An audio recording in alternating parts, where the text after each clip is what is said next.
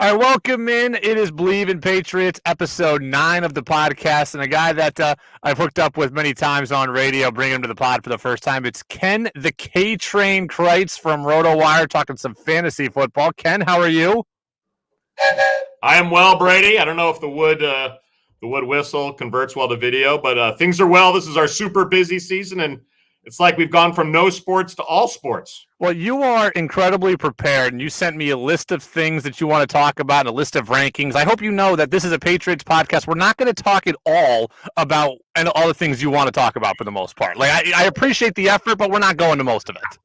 Okay, let's wing it. Let's talk Pats. So you're a Patriots fan, actually, and you're up in Vermont like I am. Have you been a Pats fan your whole life? Let's start basic. I have to confess, I grew up outside of D.C. in Maryland during the Jack Kent Cooke, Joe Gibbs, John Riggins heyday. So as a kid, I was a team from Washington fan, but the current owner is just so atrocious that when we moved here in 2003, it was a good excuse to bail on little Danny and become cheer for the Pats fan, not realizing he'd be the greatest NFL run ever.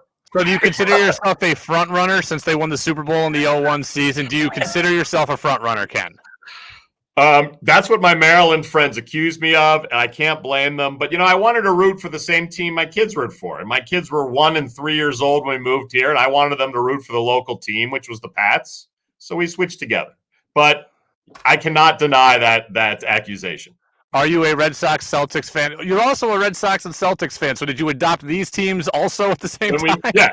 Yes. Again, not realizing the greatest sports run any city would ever have. It was more just, I want my kids to root for the same team as their dad. I didn't want to torture them with where I had lived in the past. Because we moved to Vermont to stay. And I said, all right, we're switching. We're all in. I bought hats for everyone. Well, we will talk about some of your fantasy rankings, but we also will talk about the Patriots specifically. What has been your vibe out of training camp that you've seen? I mean, Cam Newton looks like now he is head and shoulders above Stidham. We already thought he was head and shoulders above Brian Hoyer. What's been your read on what's happening at Pat's training camp so far?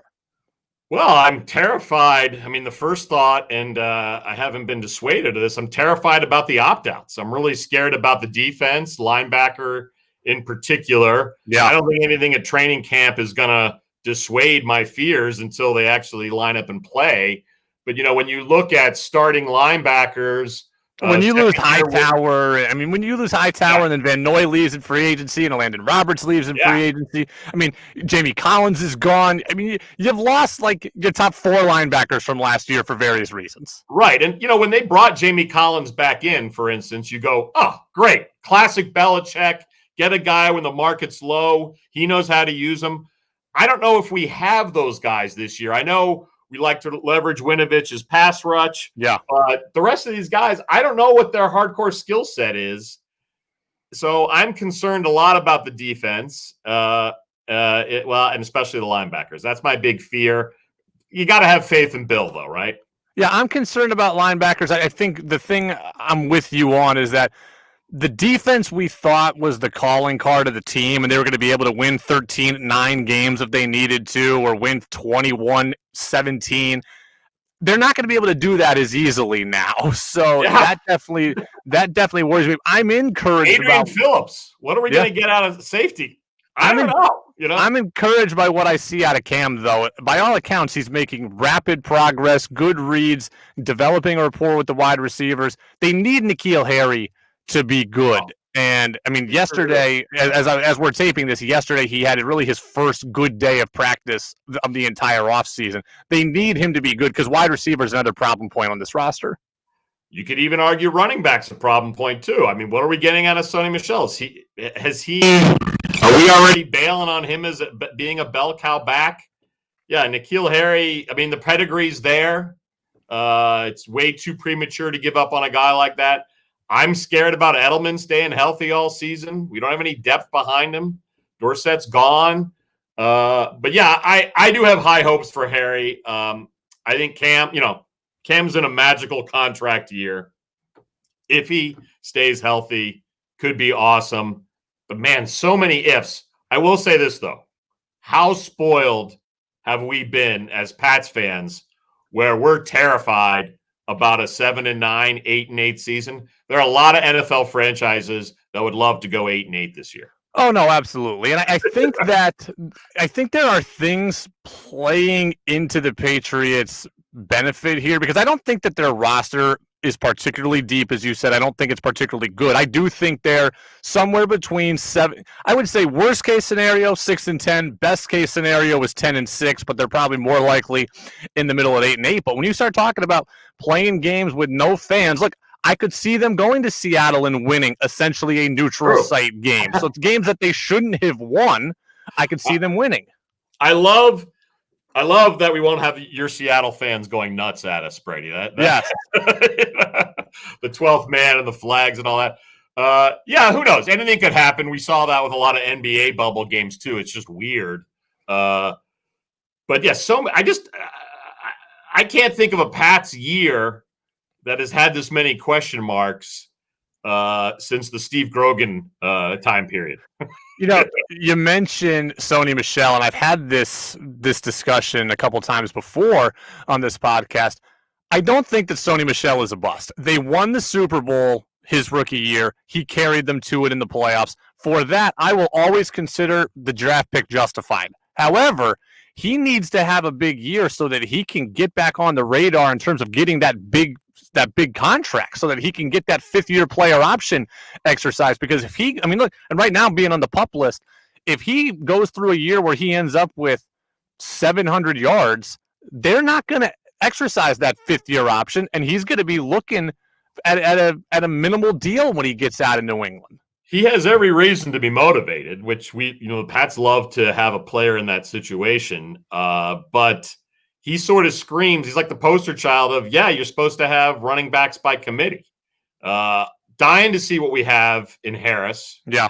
But yeah, and frankly, look, Bill Belichick, greatest coach of all time, maybe doesn't always run the best drafts. A lot of people winced when Michel went as a first rounder, saying you don't get your running back by committee running backs using first round picks. Either it's a slam dunk like Ezekiel Elliott, or you wait till the third or fourth round. But then, when it happens, you want to say, well, hey, I trust Belichick in all things football. But I feel like that evaluation is proving to be true. And I don't think he's going to earn that contract. I don't see him in a Patriots uniform next year. You mentioned running backs by committee. I love having multiple running backs. And I know, like, if you had an Ezekiel Elliott, I'm not going to say, oh, no, I wouldn't want Ezekiel Elliott. But you saw what happened to the Giants last year when Saquon Barkley got hurt. When you have one great player and he's out, that you are so dependent on, things become really, really difficult. I like the idea of having 3 to 4 backs. I know it takes up space on your roster, and you wish you could allocate it all to one guy, but running back by committee to me is the way to go. Varying skill sets, keep everybody fresh, and you're not just beholden to one player. How great is it when Burkhead comes in and rattles off a few 6-yard runs plus catches a screen pass, and then James White might lead the team in receptions this year. That wouldn't shock me. That wouldn't be crazy. And it's, that's how you do the Belichick change your game plan week to week to week, is having a whole bunch of options at every position. And so that's why the Michel pick to me was that much more shocking, because we like to have multi-dimensional guys. I'm surprised they didn't trade. If they really wanted a running back, trade down. Probably could have got Michel on the second, maybe even the third, frankly, way back in a couple of years ago. So, yeah, I'm with you. I'm all in on committees. I hate having the whole future rest on one guy, because when he gets hurt, you're doomed. The one thing about Sony Michel that has disappointed me is he continues to not make any strides in the pass game. And whether you talk about it just being the Patriots, or you just talk about the way the league has gone as a whole, your running backs need to be able to do more than one thing. And Sony Michel just doesn't do that. They had like 7 catches. Last year's 12 receptions were not exciting? No, they were not exciting. So, look, I'm not asking him to be Christian McCaffrey, but could he be a guy who gets 40 catches for me and runs? Because when he's on the field, he had 4 drops on 12 catches. When you see Sony Michel on the field, You know that they're running. When you see James White on the field, you know that they're passing. That's been an issue for this team. That's Burkhead's best feature. It's a coin toss. He's the only guy, he's kind of mediocre at both, but at least you're not signaling to the defense, this is what we're doing. That's why Rex Burkhead is my favorite Patriot. He's your favorite Patriot? Rex Burkhead is my favorite Patriot. He has been my favorite Patriot for like 3 years.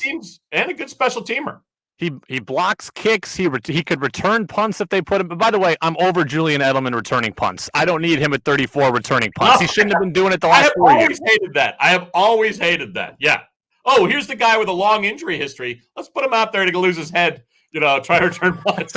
I want to see the undrafted rookie J.J. Taylor make the team and let him return punts. Yes, someone desperate to make the roster, willing to basically sacrifice his body to keep a job. Those guys seem to do a lot better. Do you remember when they had Belichick the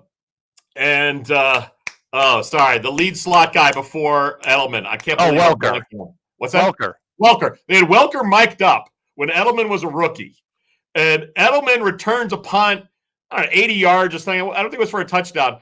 And Belichick yells at Welker, "That's how you compete." And Welker goes, "Yeah, he can have the job." Yeah. And it was all Mike. I was like, yes, Welker's our lead slot guy. Give the kid punt duties.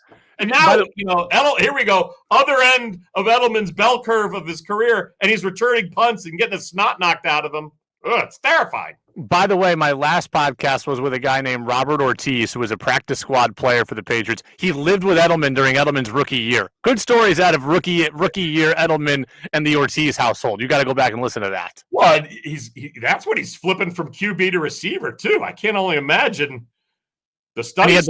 He had the long hair, I think, then, too. Oh, yeah, that's right. Yes. Now, you guys over at RotoWire a couple of months ago, I guess a month ago at this point, put out an early projection on Cam, and I really wasn't that intrigued by it. It was like 2,700 yards, like 23 picks, or 23 touchdowns, 17 picks or so. To your point, and I'm not in charge of our RotoWire projections. I contribute some, but we have since dropped Newton down to 14 and quelled his projections. That might go back up with the Stidham injury. 14 what? Ranked 14. Oh, sorry, QB 14 of all the QBs for fantasy. We now have him. And remember, one thing I didn't get into because I wasn't going to get into math formulas in our little Twitter chat. Yep. But they're hedged based on how many games we think they may or may not play. Hedge a little for injury because it's total stats for the season. Yep. But we've got him now at just over 3,500 passing yards, 22 passing TDs, and 5 rushing TDs. I can't tell from the sheet I'm looking at how many games we expect, but we're certainly hedging his playing time with Stidham. And, hey, Belichick's not going to give us any quotes, that's going to help us project. It's one of the Patriots are one of the worst as far as projections goes. 22 touchdowns in a 16-game season would not be particularly exciting, Ken. No, I mean, and I think I'm trying to look up. And by the way, when you pair that with only 5 rushing touchdowns, like if you're going to tell me 22 touchdowns passing and 14 rushing touchdowns, then sure. But you're telling me he's going to account for 27 total touchdowns? That sounds very, very average to me. Yeah, well, the fear is how many snaps does he lose to Stidham? The fear is how good is this offense? He doesn't have great weapons. I mean, are you excited about the Pats situation at tight end? No. Here's what I'm excited about for the Pats. Yeah. I'm excited that they are going to get some of those games, especially early in hostile environments with no fans. I do think that I could see them going to Seattle and winning a game where there are no fans there. So I'm excited about that. And I'm excited about the preparation advantage the Patriots will have just because of the continuity on their coaching staff and because of Belichick there. I don't see, the Jets I already think are bad, so fine. They're bad in the division. Miami's got a new quarterback in Tua who they're trying to groom. Fitzpatrick, I like the decision to start him early, but if you are a new coach or a new quarterback coming in this year, you're at a drastic disadvantage, and the Patriots, I think, can take advantage of that. Yes. I mean, hey, one could argue the greatest asset the Pats have had the last 20 years is being in the AFC East. Right? Yep. So, thank goodness we get to beat up I'd say the Dolphins are still beat upable for one more year. They never should have won that one game on the fluke flea flicker play last season where we had Gronk at safety. Please don't. That was 2 years ago, but they still won last year on week 17 in that awful loss the Patriots had. Yeah. But yeah, it is a soft schedule. Thank goodness for the AFC. The Bills should give us a challenge. I have a very big Bills fan coworker, and we always, if you don't do it this year, it may never happen. I really like the Bills roster. I don't really like Josh Allen. I'm curious. And Josh Allen and Cam are similar just in terms of they both have big physique. They both can run. They both can be assets in short yardage around the goal line. They both have had a big arm historically. Where does RotoWire see Josh Allen? Because I'm curious how other people perceive him compared to me. So, we mentioned we have Newton ranked at 14th.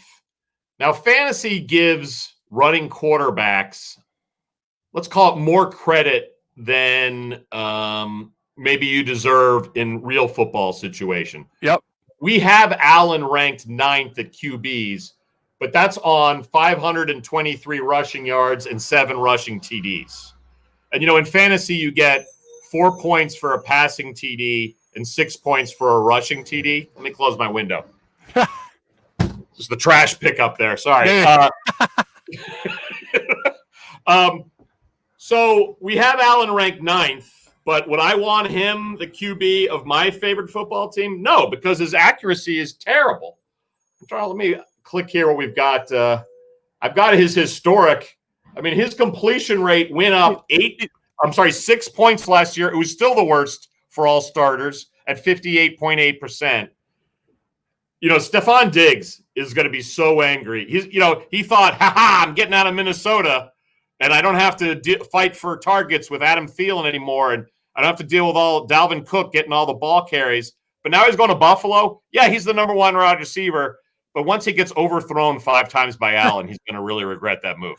You mentioned 520 yards rushing for Allen projected. What do you guys have Cam rushing at? Because I believe Steve Grogan has the Patriots' all-time single-season quarterback rushing record, and it's like 574 yards. I think Cam will run, but I don't think that Cam will run enough to break that record. Where do you guys see Cam in terms of how this offense runs him?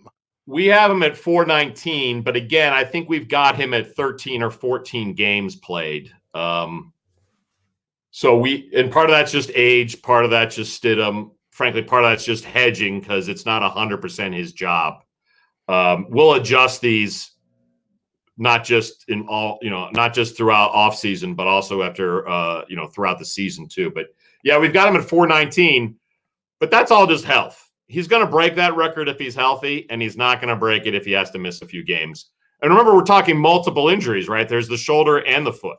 See, I'm surprised you say that because 574 yards is a lot. I believe that would have been second in the NFL last year. Lamar Jackson was 1, and then Kyler Murray, Deshaun Watson, and Allen were all kind of around that 500 or a little less range. I don't see Cam, if he plays all 16 games, being essentially the second highest rushing quarterback in the league. I see Ken, I see the Patriots using him in goal line like he did in Carolina. I see him being an absolute weapon on 3rd and 3 and running some naked bootlegs or on, quarterback sneaks. I don't see him just taking the draw and taking off on 1st and 10 and going for 48. Well, first of all, we talk rushing QBs. Lamar Jackson's going to get over 900 yards. So there's no way Cam's getting anywhere near that. Right. But you know what I see?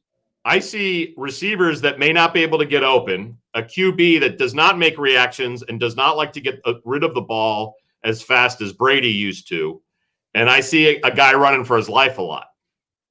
But see, Cam, though, that's where I think you're wrong. I think that the stats have shown the last couple of years that Cam is closer to Brady than we want to have thought that he is. Because in the last 3 years, I'll take Brady. I would have taken, I would have kept Brady also, but that's beside the point. If Cam gets rid of the ball quicker than almost any quarterback in the league when he started playing under Mike Shula. He was much more dump off to McCaffrey, quick slant, etc. I understand the concern about Patriots receivers not getting open, but I think their preferred plan of attack is Cam to get rid of the ball quickly. I think the days of Cam bouncing back there for 7 seconds and looking for a 40-yard bomb to Damiere Byrd, I don't think that's happening. Especially to Damiere Byrd. Yes, I don't see that happening. And hey, he is 30, so coming off injury. So you're right. I'm showing a little too much exuberance. I'll tell you, I'm just scared of this offense. I'm scared. I'm scared about the offensive line changes because of opt-outs.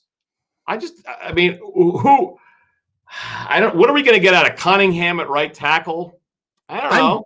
I am deathly scared of the schedule because, the AFC East has been soft, but you look at it, they've got to play the NFC West, and I think the NFC West is the best division in football. They get some help, no fans in Seattle. They've got to play the Rams, so even though I'm low on them, I think they're a fourth-place team. They're probably the best fourth-place team in the NFL. Arizona, I am so high on Cliff Kingsbury and Kyler Murray, and then San Francisco went to the Super Bowl. That right there, that's 4 incredibly tough games. Then you factor in Kansas City, Houston, and Baltimore. That gets you 3 more tough games, which is, that right there is 7. Buffalo we already think is good. That's 9 tough games. There aren't really any cupcakes on this schedule for a Patriot team that we think is kind of meh. That's very fair. That's why 6-10 is in the discussion. And if it was an average coaching staff, I think you'd hear a lot more 5-11s based on this roster. Are there any? Go ahead. Go ahead. I was going to ask you, though, what do you see us getting out of Damian Harris at running back? One, I'd like to see him on the field. That would be nice. Right. Seriously. They spend a third round pick.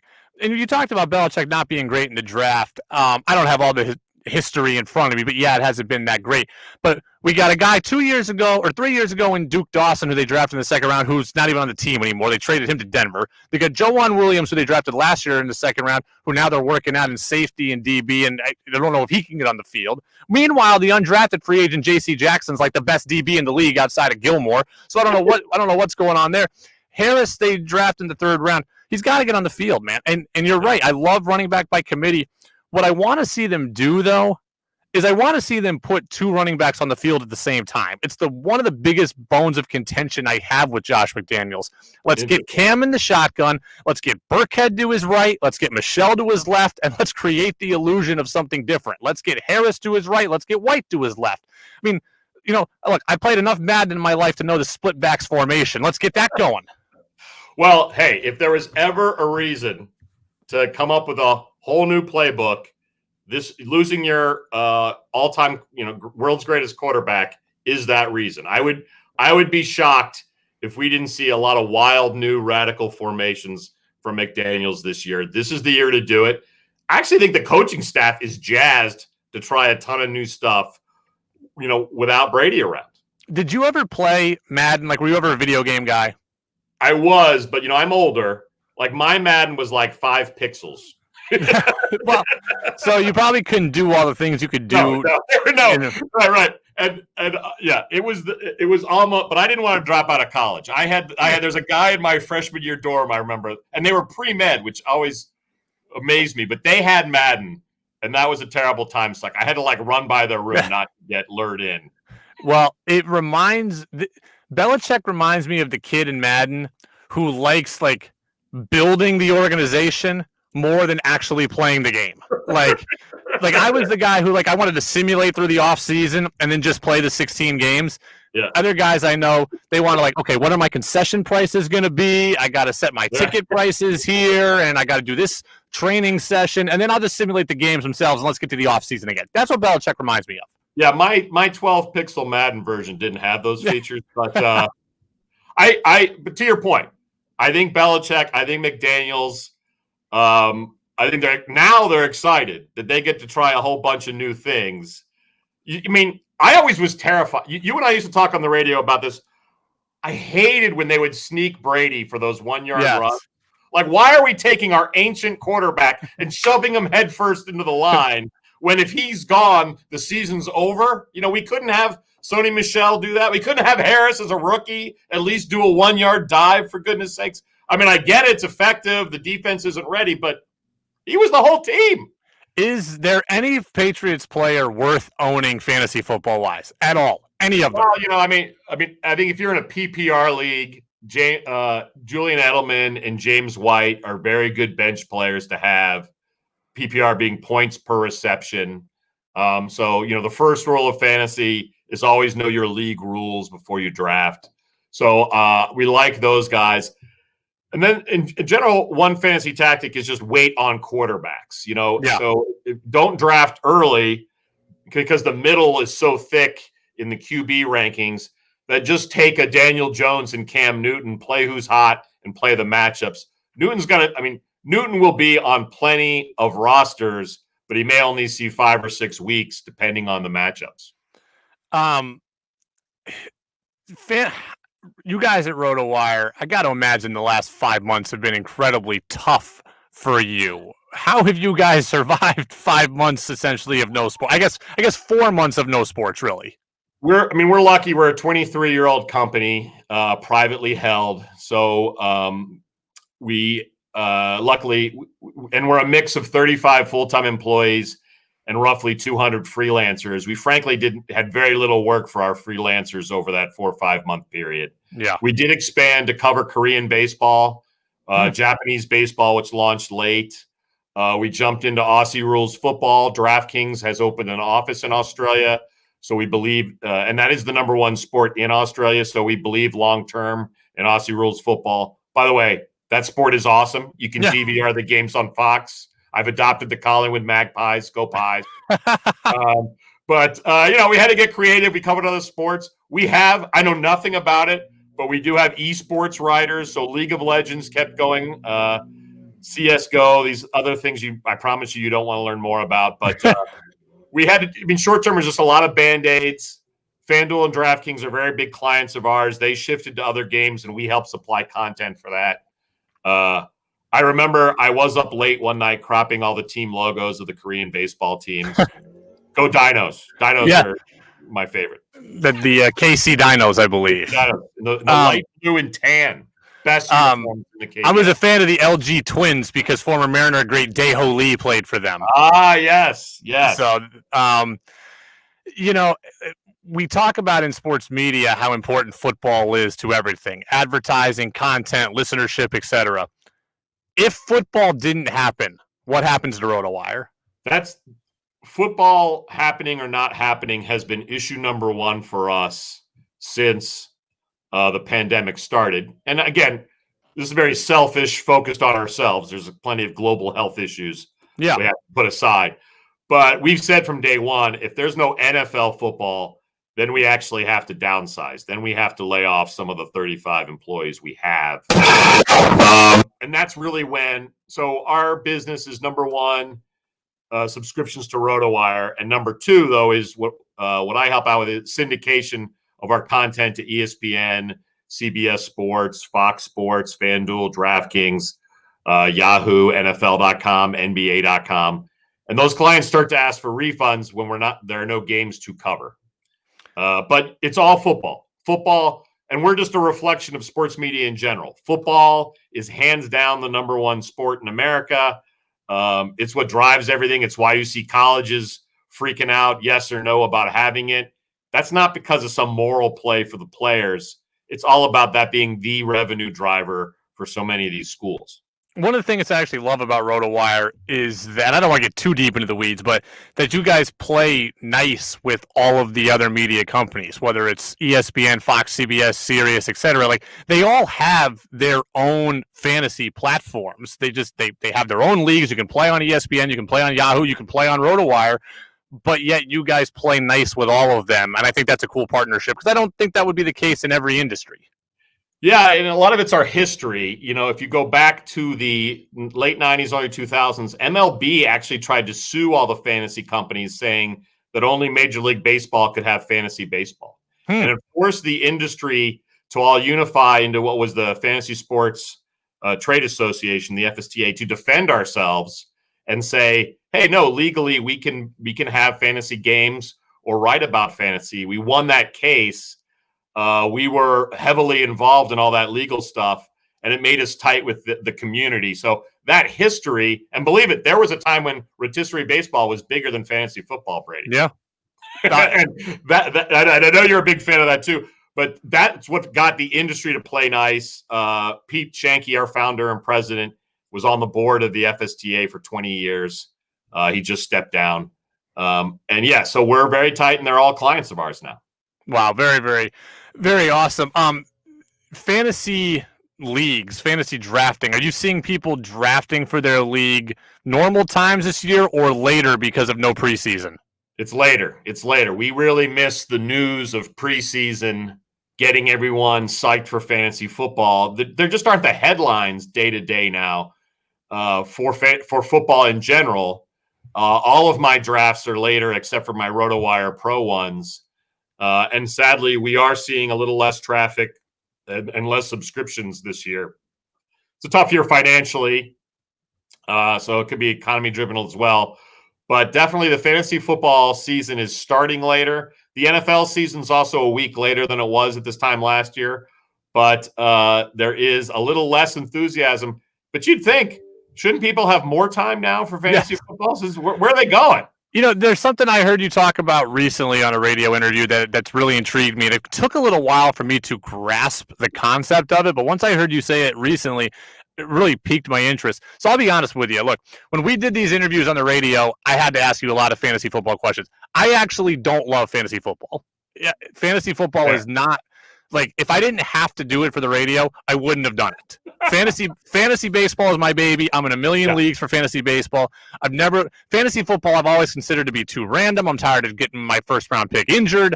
I'm tired of my running back getting his touchdowns vultured. I'm tired of my wide receiver having 0 catches for 3 weeks and then going 14 for 208 and I've got him on the bench. So fantasy football I haven't loved for a while. Your best ball league, which I never heard of, this is something I'm interested in. Tell me about best ball fantasy football. Yeah, RotoWire didn't invent this. We write about it. But what best ball is, the premise of best ball is that the draft is the best part of fantasy football. And best ball really is just a draft. So you could do this any time of the year. Best ball launches on Yahoo every January, I believe. Wow.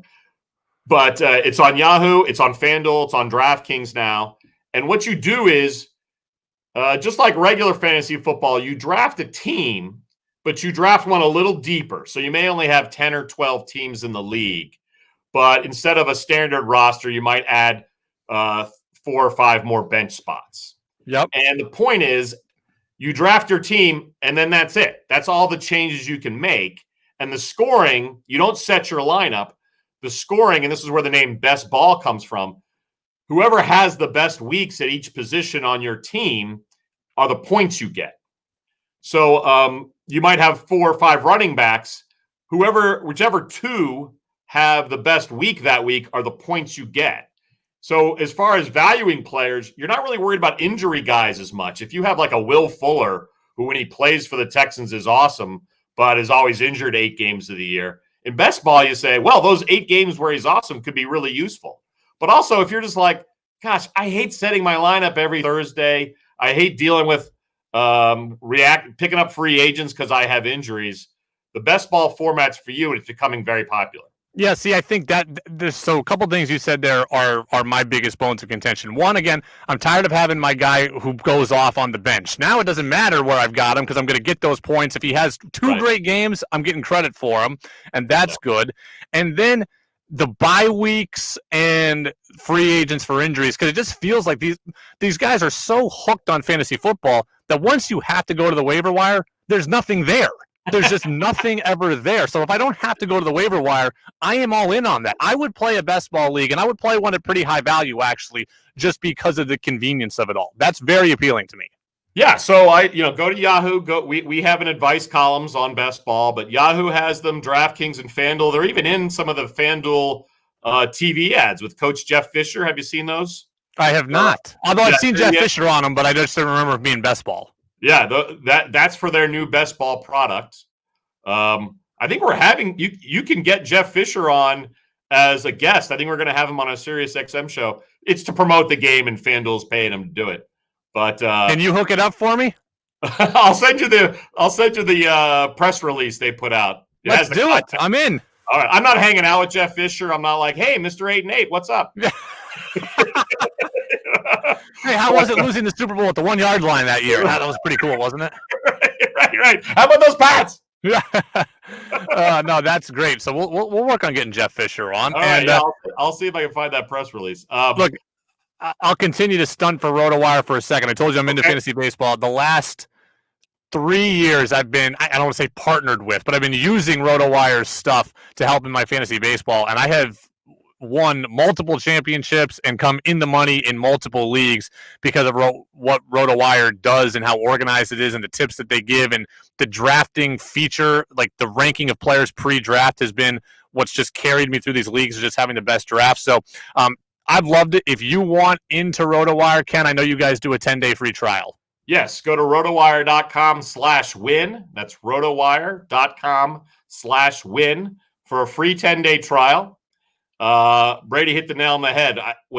Anybody can launch a blog. There's tons of articles out there. But for instance, if you want to adjust your rankings to the rules of your individual league, we have all of that. We have best ball. We cover 13 different sports, lineup optimizers for daily fantasy. But yeah, please go to rotowire.com/win and free 10-day trial. No credit card or anything required. Well, Ken, you're a Pats fan. We're rooting for the Pats this year. We are only, 2.5 weeks away, 3 weeks away from opening day. It's going to be a different season. It's going to be an interesting season. Might be a fun season, though. We'll see what happens for the Pats. Ken, we appreciate it, man. We'll check you out on RotoWire.